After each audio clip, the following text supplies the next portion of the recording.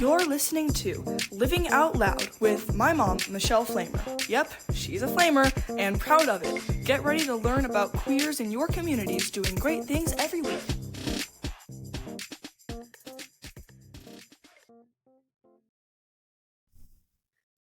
Welcome back to Living Out Loud, everybody. Thanks for coming back, listening, or watching. I have got, just as I promised, now that summer's over, we have guests again. So no more solo cast for me for a while, but today's conversation has been trying to get, we've been trying to get on these books for a while, but I'm really excited. The conversation today is about love, but not the fairy tale version of love. It is about the kind of love that asks us to know ourselves, communicate honestly, risk being seen, and develop the emotional skills to stay connected when relationships become real. My guest, Amari Ice, is a romantic mastery coach, matchmaker, author, and founder of Amari Means Love. He has dedicated his work to helping gay men believe that lasting love is not only possible, but something they deserve. Drawing from personality, psychology, communication, and interpersonal relationships, Amari has helped more than 500 gay men become clearer about who they are, what they need, and what it takes to create relationships that can truly last.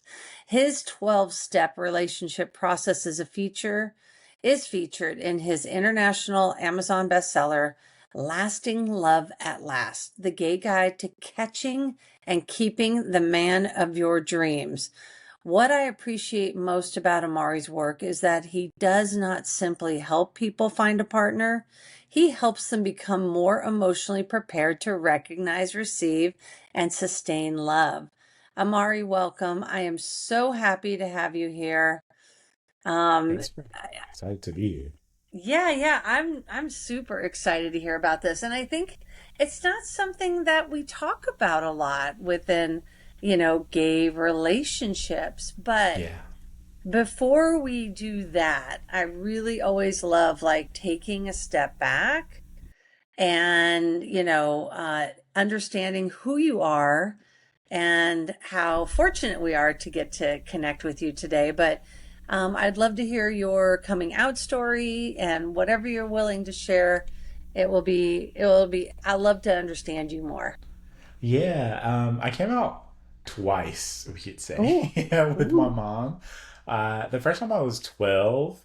And at that point, um, if you were gay, you were basically afraid of getting kicked out the house. And so Mm, and not mm-hmm, because of anything my mom or my parents did, but just like that's what you heard reading things online, seeing stuff on TV. In those days, mm-hmm. like being gay wasn't as accepted. And so I kind of mentally prepared myself to have to live under a bridge somewhere, right? So I packed a bag and everything.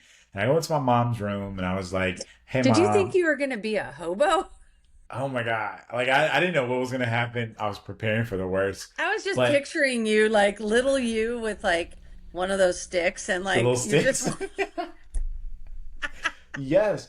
And for a little context, when I was like a little kid, I always hated being scared of things, right? So I would Mm, always make myself face my fears. When I was afraid of the dark, I made myself face the dark, right? And mm-hmm. this was no different. I was afraid to come out, and so I made myself do it because the fear was worse than dealing with Mm, whatever I had to deal with after I facing understand. it. Yeah.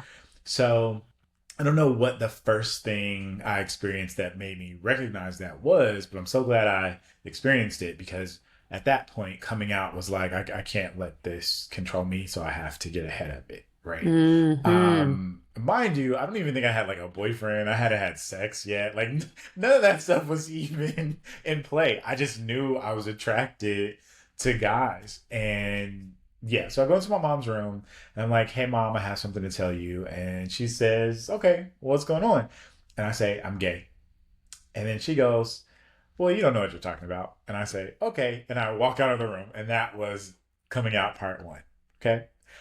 Act two, I'm now 14. So 2 years later, Mhm. we moved. I'm originally from Indianapolis, Indiana. We moved to Atlanta when I was like 7. That's where I came out the first time.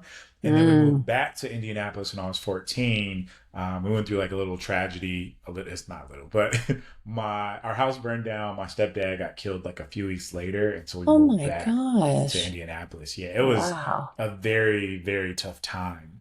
But now we're like staying with my grandmother, and my mom and Hmm. I are going to the grocery store. And it was just the two of us, and we play a lot. Like we have a very sibling relationship. My mom had me when she was 15, and we like Mm. lived in my grandparents' house when I was a Yes, kid until yes. she got her own place. So we're on the way to the grocery store, and I don't know who started this, but one of us says, "Guess what?" The other person says, "What?" We say something stupid, then we both laugh. So I say, "Guess what?" She says, "What?" I say, "I'm bisexual," and then she laughs just because that was the I guess the energy until she really recognized what I was saying, and she was like, "Wait." And so she pulls into the parking space at the grocery store, and she starts crying. And of course I start crying Oh. too. And then Hmm. she was like, "You know what? You're always going to be my baby." And I kind of knew, but I just didn't want to say anything. And I thought that So was funny sweet. because I told her 2 years ago when I was 12. And so, parents sometimes have that selective memory. But that was the Do you think official. what did you use the same terminology though when you first told her? The first time I said I was gay. The second time I said I was bisexual. And she was like, I okay, think that accepted it. obviously that landed. But what's funny is a few months later, so I wanted to go to the school that was in my grandmother's neighborhood. So they Hmm. let me stay at my grandmother's house to go to high school. And I called my mom and I was like, "Remember that conversation we had a few months ago?" She was like, "Yeah." And I go, "I'm just gay." She was like, "Oh, okay." Because I Well, then thought, you like, that was a yeah, soft launch. exactly, Like, exactly. Like I'd heard, if you're bi, there's still hope, like all that kind of stuff. So I kind of use that as a way to hopefully soften the blow. And hmm. yeah, so that was my coming out story with my mom. Um, yeah, it was way Did you have easier gay than I friends at thought. that point in high school? Could you recognize who Hmm. was gay or not? Well, when I came out, I hadn't started high school yet. It was like the summer before freshman year of high school. Gotcha. Did I have gay friends already though? I can't remember. Hmm. I don't think so. Like maybe in 7th grade. I think probably. I think I had a friend. We're still really good friends now. I think she told me she was bi when we were in 7th grade. So maybe two or three. I don't Yeah, think I knew any guys that were, but I knew like two or three girls that were. that's cool. I mean, I was Yeah. just curious, around that. So, before you became the person helping other gay men find lasting love, who were you in your own relationship with love? Mm. Well, I want to point out that I kind of was always doing that. Even like as a little kid, I was connecting Really? people. Yeah. So, like, my talent isn't just matchmaking, right? Like, when I would have parties, I knew who to sit next to each other. I could tell when people would get Wow. along. Real Or, intuition. yeah, like if there was a job or opportunity, I could just really quickly be like, oh, this would be really good for so and so. Like I'm good at seeing people's talents and Yes. opportunities and putting Connecting those it. together. Yeah, so my real talent is people patterns, and Mm. matchmaking is just a function of that. Coaching is just a function of that. Personality psychology is all about the language of people patterns. So I think that's one of the Hmm. reasons that I got so interested in it in high school and personality psychology. But yeah, as a kid, I always had the personality, and my family called me the family therapist, right? People Aw. always came to me for Yep. advice and counsel and everything else. So it wasn't a surprise to anybody in my family that I became a dating coach. Like, zero surprise for anybody. Um, So sweet. It's yeah. awesome. Well, it makes you probably feel really known, because Yeah. they know what a fit it is, or they roll their eyes and go, "Of course you do that." Like, of Yeah. course you would do that. That's so cool. I love how you say that no one should have to grow old alone. Hmm. Like what personal truth or experience, lives underneath that belief for you? Yeah. So, as both the certified matchmaker and a certified dating coach, I've learned a lot about the science of love, right? And then Mm-hmm. as a black gay man, I also learned a lot of the experience of love and interaction, my own, my friends, people I know, people I've encountered, people Mm-hmm. I've coached. And what I see is, and not even just about relationships, but through this lens, there's so much despair around loneliness in our society. Mm-hmm. And people don't either have the tools or the opportunities or whatever it is. Like there's a gap in people's experiences compared to the love that is actually available for them. And so a lot of times Mm-hmm. we don't recognize what opportunities we do have. And as someone who's always been a people person, someone who's always cared deeply about people and has always wanted people to win, I think I am very sensitive to people's pain and Mm-hmm. discomfort and Mm-hmm. also to their goals, which Mm-hmm. I think is why I'm so good at identifying opportunities for people because I know what they want. I know what they've asked for. I know what, they struggle with when they've told me. So I'm specifically talking Mm-hmm. about people that I've encountered. Um, and it's hard for me not to think about those things even in my own time. Like, how can I help people get what they want? And so When connecting that back to the question, like what's underneath, no one should have to grow it alone. What I've learned is the number one reason anybody is single is because they're trying to have a level 25 relationship with level 3 dating skills. And mm. so if we don't have the Wait, wait, skills, wait. Say more of that. yeah. Yeah. So our culture really conditions us to believe that love is this fairy tale experience that randomly Yes. happens if we're lucky, if it's in the cards, if it's in the stars, if it's in your birth chart, right? But in reality, like it's not purely luck driven. It's not about fate. It's, do you have the skills to create, to recognize the opportunities, to take advantage of the opportunities that will give you what you want. It's just like getting a job or anything else. Like, you have to Well, I put think what we said yourself on in the the flow. pre-chat was like you said, if people get out of their own way. Yeah, you have to get out of your own way. And so you don't have to grow old alone if you don't want to, right? And so this Mm-hmm. isn't about people who are like, no, I want to be single. Great, you're satisfied. There's no despair there if you just want to be by yourself, right? Some people are naturally more loner oriented, and that's Mm-hmm. fine. But if you really want a relationship, the real question is, are you willing to do whatever it takes to have one, right? So Within reason. what does that look like for most of your clients that walk in or, Yeah. call So you? when we look at what makes someone ready for a relationship, what makes someone ready to receive a relationship, there are four pillars of relationship readiness. The first is realistic expectations, right? The Mm-hmm. primary reason relationships fail, if you're in one, isn't infidelity or money. It's the frustration we experience from our unmet, often unrealistic expectations. So the number one dating skill we have to develop is the ability to set, communicate, and negotiate realistic expectations. That's one. Wait, I'm going to Um, ask a really naive question. That's because sure. I don't hang out with a lot of gay men these days. Hmm. I want more gay men, so anybody in Phoenix wants to be my gay babe, my gay boy babe, that'd be amazing. Do you think women or men, have a harder time expressing or getting to that place? Ooh, to the place of realism. Yeah. Okay, so this is going to be a fun thing to talk about. So, what the Okay. science is, and then again, I'm a certified science-based I dating know. coach, That's right? why I wanted to ask that. It popped in my head. I'm like, ask him this. Okay, go for it. So, there are two things. One, when we think about, for example, compliments, who needs compliments more, right? We often Mm, think it's women, but in reality, it's men. Men get mm, far fewer compliments. Women compliment each other all the time. Men compliment mm-hmm. women all the time. But In a heterosexual relationship, for example, the Mm-hmm. only person that a man is often getting compliments from is his female partner, Mm. because his male friends are not complimenting him in the same way, I right? mean, that And makes when sense we because they're straight dudes. Exactly. And when we think about our ability to accept love, the thing we have to ask ourselves is how easy is it for you to accept compliments? Because love is the Mm. biggest compliment that we could ever receive.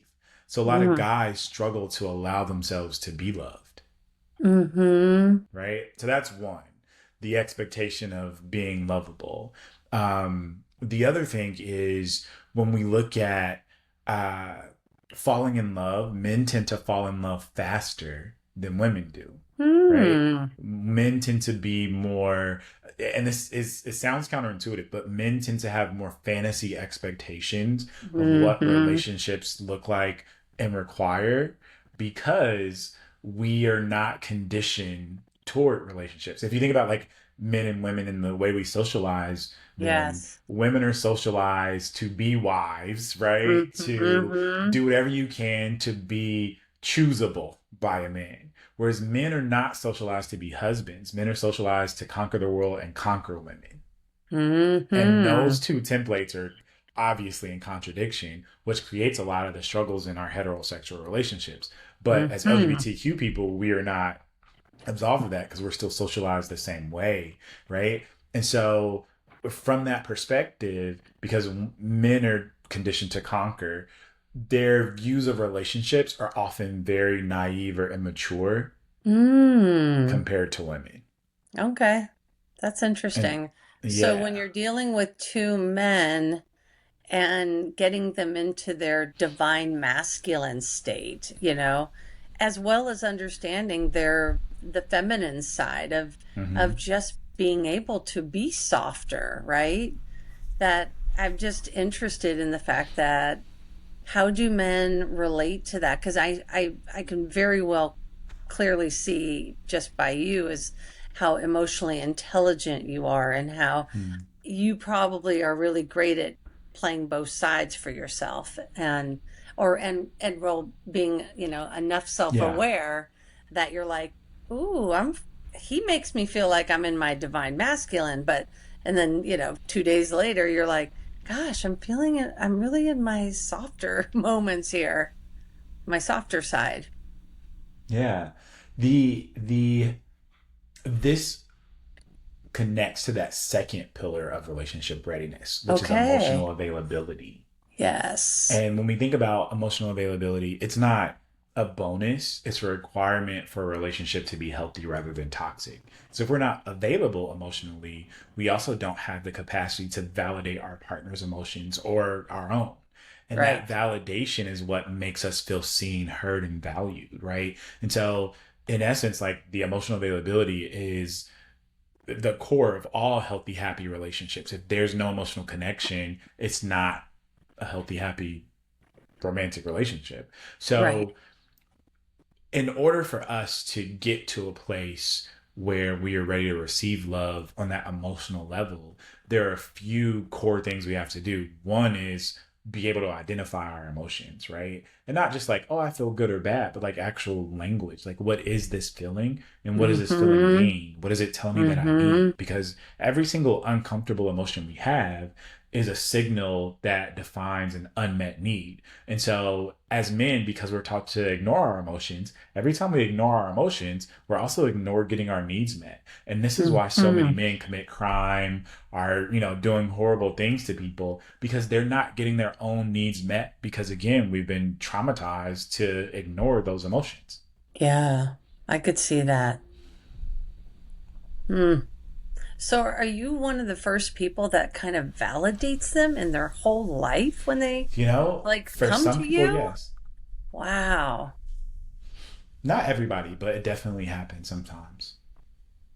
A lot of people just haven't had that experience as men, haven't had a safe space to just be Yeah. themselves, to just I feel think those I like to feelings. call it a brave space. I think it's such a brave space to Mm, let your guard down with a stranger in yeah. essence, even with the title, right? Even with Yeah. the literature behind you, it's like or the certificates. It's like, I feel like it is really about them being brave in that moment. And Mm. I don't know, I'm kind of weepy for this. It's like Yeah.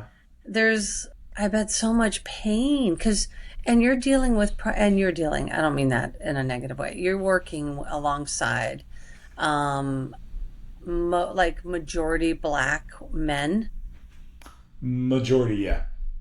Um, what is the feeling for them out in the world as a gay black man? I mean, I know you can speak from your own, but I'm more curious around the collective feeling of being a gay black man today in Mm. 2026, right? And Yeah. how dating, yeah, I mean, it just must be such a challenge.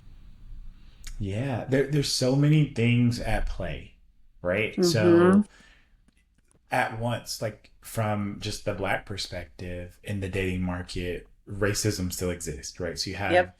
racism while dating, but then you still also have homophobia and internalized homophobia Mm-hmm. while dating Even as within your well. community. Yeah, and so there's a lot Yes. of uh let's call it ephemophobia, right? Mm-hmm. There's a level of, and this is true about our society because we live in a patriarchy, that Yes. masculinity is currency. And when you come down to like the economics of sexual behavior, like it is essentially the core currency of Mm-hmm. sexual behavior, especially for people who date men, right? And so there's this cosplaying as more masculine, or as masculine as masculine and maxing, if you want to call it that, right? Yes. Yes. So Masking as a masculine, right? exactly, I exactly. gotcha. So Really there's masking.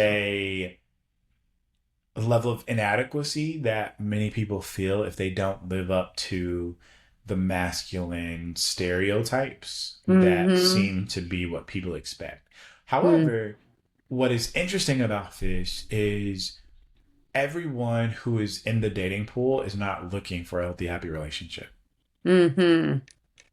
One. Two, every app to connect to people is not a dating app. Some of these are hookup apps, and hookup culture is completely different than dating culture. And a lot of people confuse those two, and they don't recognize that the priorities, if you're looking to just hook up with someone, are completely different than the priorities that would make someone a good fit romantically. And Yeah. so being able Life to mate, adjust, family yeah, member, like all that kind of stuff. exactly. So being able to adjust those expectations is really Mm. key, but a lot of people don't know how to switch from Oh, short-term dating to long-term dating. interesting. So you walk them through those differences Yeah. that you barely tapping in with us at the moment, but and really trying to figure out also if short term is essentially what they really want. Like Hmm. you're saying you want short term, but your answer, you're I'm not hearing, that kind of thing. And all of a sudden they may be like, whoa, Yeah. maybe I don't want short term. Maybe I do want to look long term. And you're right. Looking for a husband is different than looking for a boyfriend. Completely different. Yeah, completely. I And in mean, many cases, they're not even looking for a boyfriend. They're looking for Mr. Right Now. Mr. Right Now. Yeah, I get that. I get that implication there.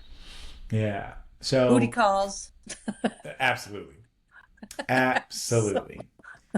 Yeah. So helping people to understand that the environment is one thing, the ecosystem is mm-hmm. one thing, the dating pool is one thing, Mm-hmm. but you also have the ability to filter the pool, to create a microcosm, right? To Mm-hmm. surround yourself with people who align with your values, with your expectations. But if you don't recognize that power, then you won't intentionally do things to create that reality for yourself. So a lot Mm-hmm. of what I do with clients is help them to understand what is really happening and Mm-hmm. their ability to do something about it, right? And so it's really about empowerment ultimately. So rather than just sending people on dates as a matchmaker, I'm helping people become their own matchmakers.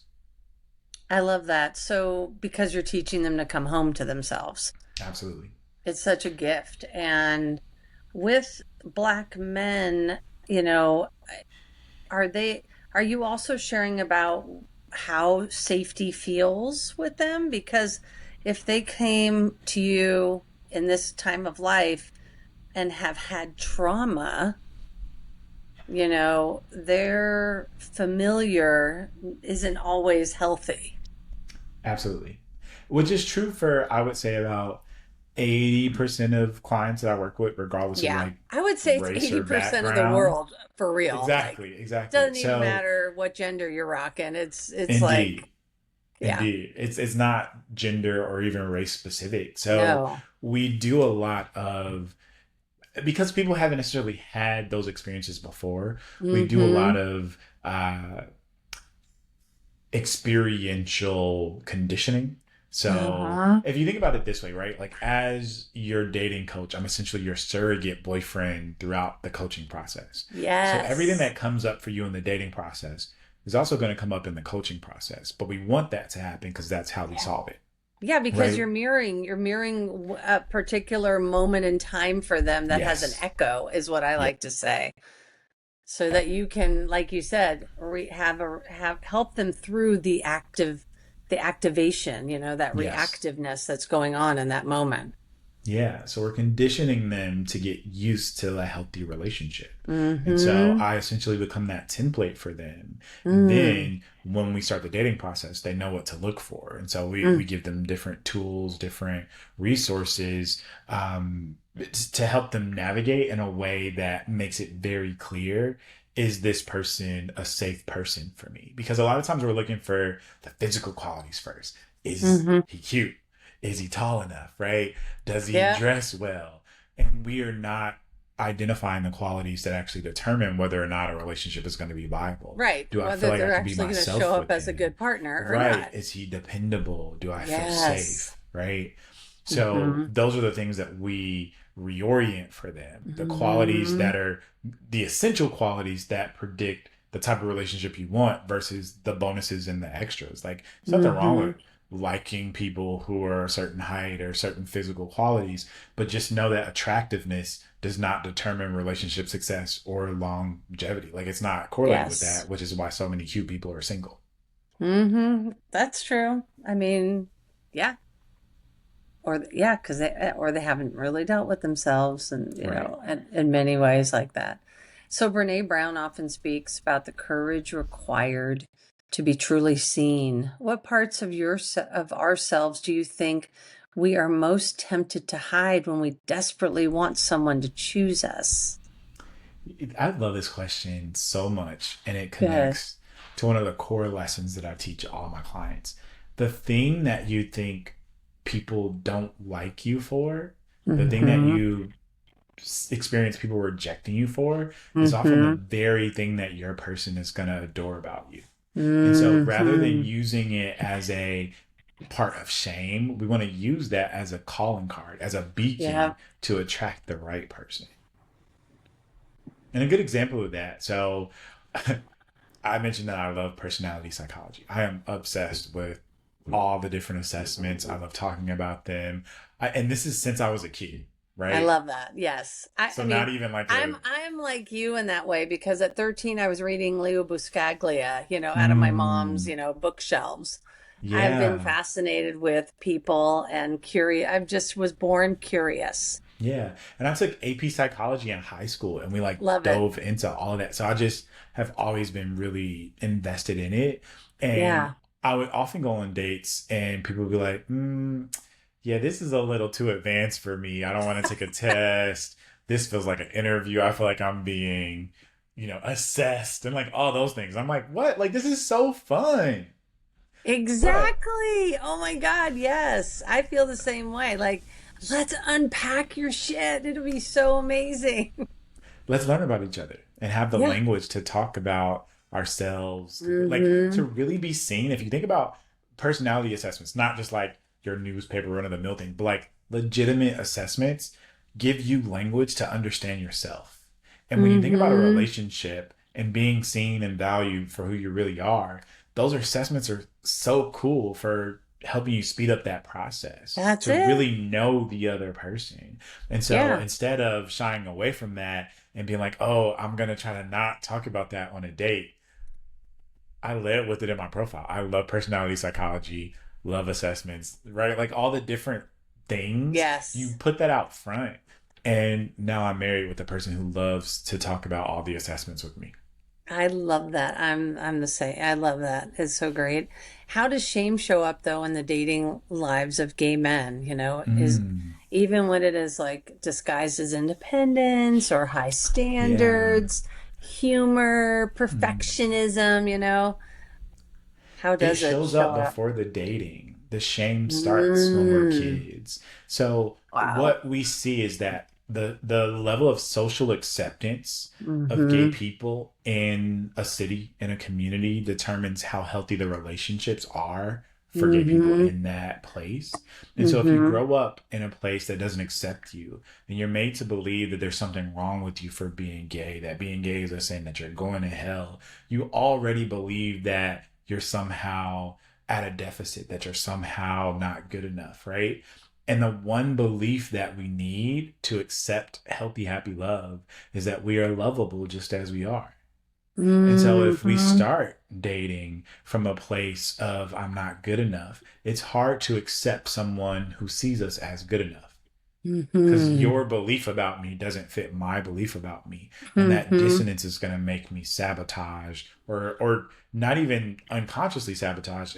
Might make me consciously walk out of a situation because it's too uncomfortable to hear someone tell me that I'm actually fine when I've been Mm-hmm. told by everyone around me that there's something wrong with me. Oh yeah, those beliefs. If you're with the wrong person, you won't get to heal them. Yeah. Like if you have any of these kinds, my partner and I, we talk about this all the time around when something just sort of pokes us, Mm, and we're like, "Ooh, old pain coming up," like, mm, and then it's so amazing to have someone who's like, "Well, what's coming up for you?"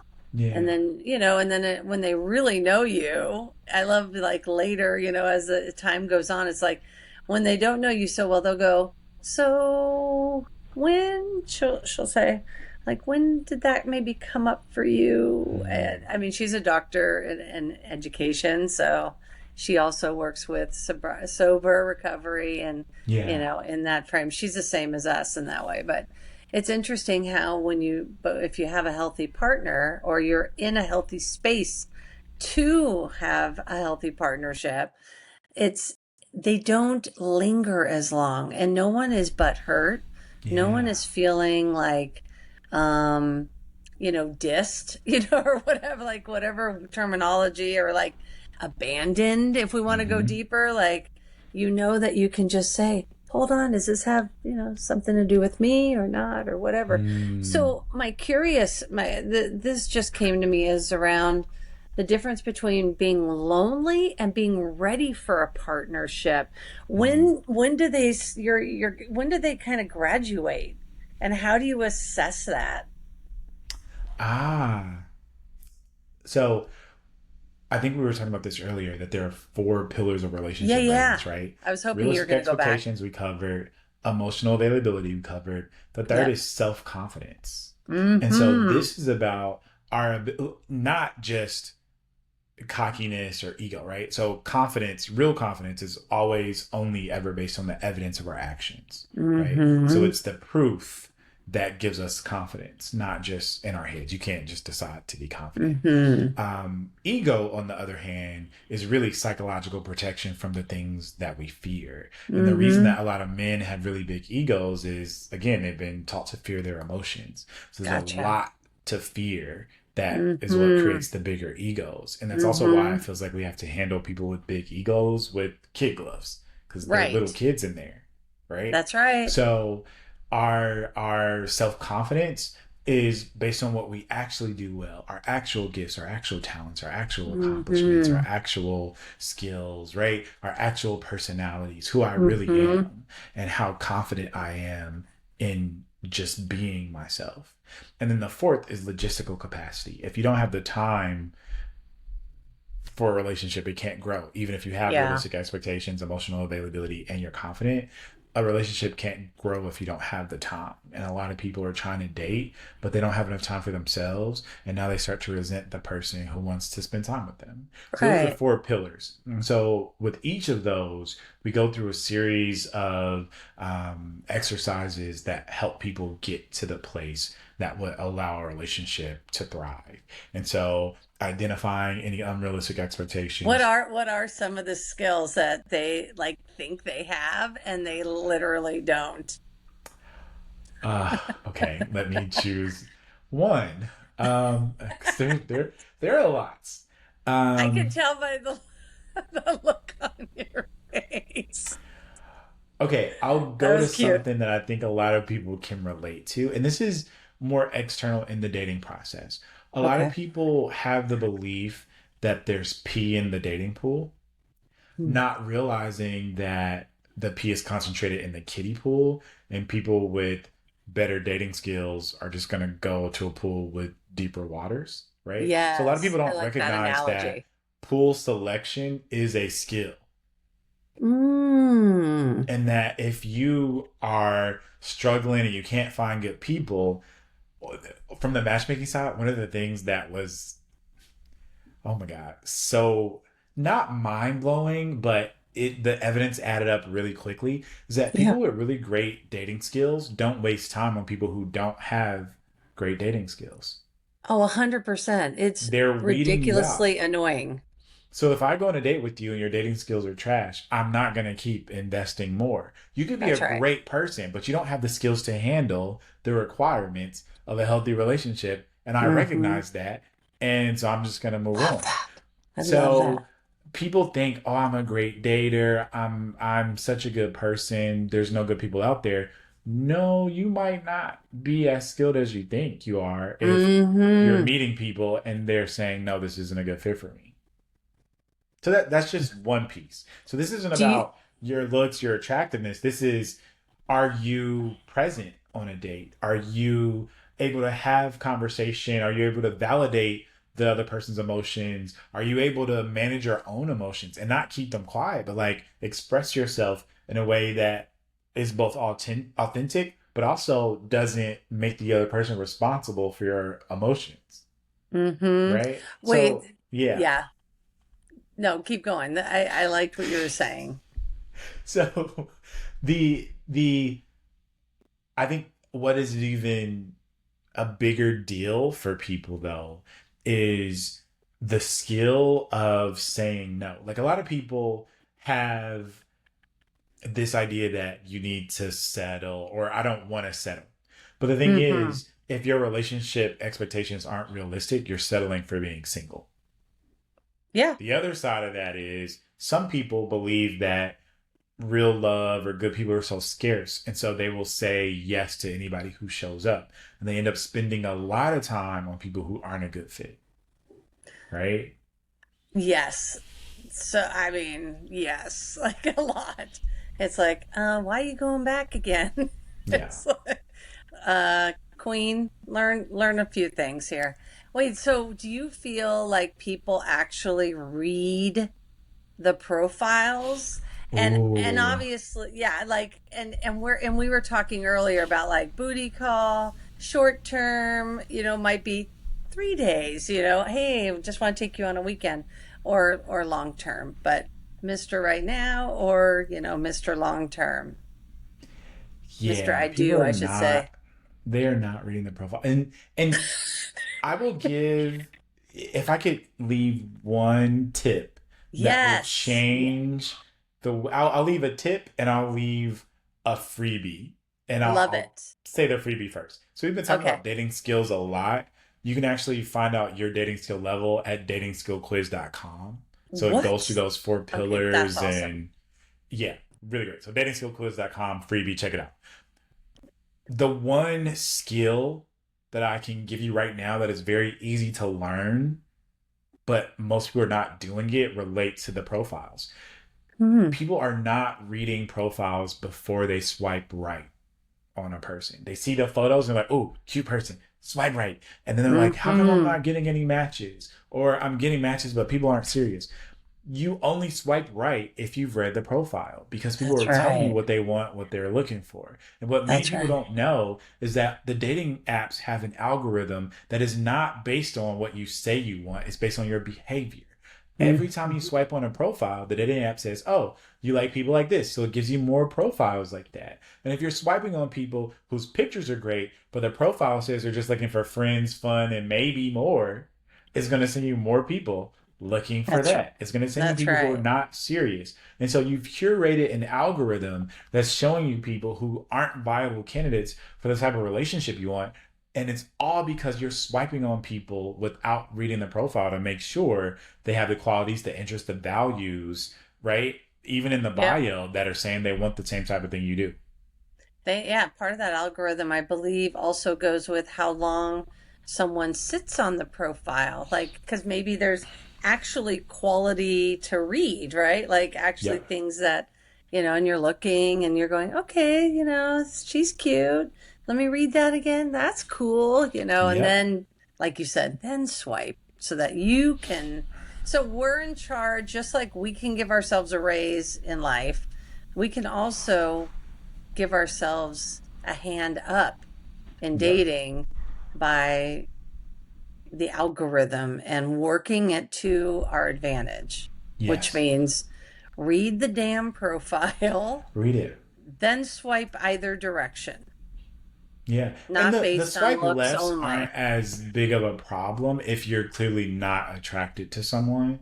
Right. Like, you don't have to spend time reading that profile. But if you're Yeah. gonna swipe right, make sure you absolutely swipe or read the profile Okay. before you swipe, Yep. because that is giving the person and people like them permission to go to the next layer or next level. And every Mm-hmm. time you do that, it's gonna send you more people like that. So if you only swipe on people who are both attractive and have interest in a long-term healthy happy relationship, you will start to see many more of those people in the algorithm, and you won't be believing that there's no great people in the dating pool when it was your behavior that created the dating pool. So, yep. I like all that. That was really good. What does living out loud mean to you? Mm. To me, living out loud first means being a safe space for your own thoughts and emotions. It Hmm. means being on your own team. It means giving yourself the affirmation, the validation, the permission to be, Mm-hmm.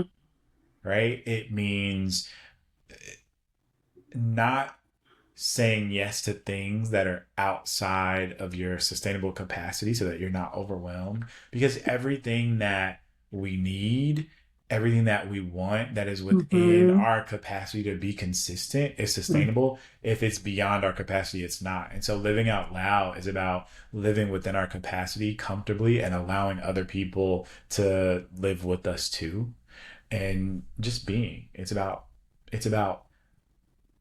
breathing from a place of self honoring and honoring the people Mm-hmm. around us, Mm-hmm. and being a healthy part of the ecosystem that is all the relationships that we have. I love all that. The biggest green flag on a first date. Ooh, the number one quality I would say that is the biggest green flag that everybody should have on their list is how kind the other person is to themselves, because our Hmm. level of self compassion predicts self or emotional stability. It predicts resilience. It predicts conflict resolution, right? Mm-hmm. All those different things. Just how kind But we are tell to me how that would ourselves. show up on a first date. How would you How do we know? talk to ourselves? Oh, Right? okay. How do we talk about ourselves? Gotcha. The way that we talk about other people is often a reflection of our self talk. So if we are really Mm-hmm. judgmental toward others, we're even more judgmental of ourselves True. internally, right? Mm-hmm. And so just think about, or just listen for whether or not people give themselves permission to make mistakes. Oh, I did this thing. Mm-hmm. It wasn't the best thing, but I learned a lot from it. Or do Right. they beat themselves up, right? Mm-hmm. Do they give you space to make mistakes, to say things, to correct yourself if you Mm-hmm. feel like you didn't say something or do something right, right? Are they Mm-hmm. kind to the people who serve I you, like that. waiters and waitresses, right? Just how do they Yes. treat people, but how do they Mm-hmm. treat themselves? And if they treat themselves badly, that's going to spill over into your relationship. Gotcha. I love that. One dating habit we need to retire immediately. Oh, I can't harp on this enough. That's the one we talked about, which Mm. was the swiping without reading the profile. Oh my god, like Yes. you'll find love so much faster. You'll find everything faster if you only say yes to things that are hell yes. Mm-hmm. I It's either love hell that. yes or hell no. Anything in That's the middle right. is just hell. That's so true. I can't remember Who where I should read that, but it was brilliant. who should text first? Ooh, if we're on a dating app, the Okay. person, like, let's say it's one of the apps where you swipe and then it makes a match. Whoever Yes. swipe creates the match should send the message first because you just I got like notified it's a that. match. As soon as you see it's Yep. a match, send a message. I like that. So whoever swiped last that created the match texts first. What about Yes. after a first date? I Is there an etiquette? This might be counterintuitive, but I think we play too many games. And I think what is more true is if you want to text the person, if the desire is there, give Mm-hmm. yourself permission to validate the desire by texting the person.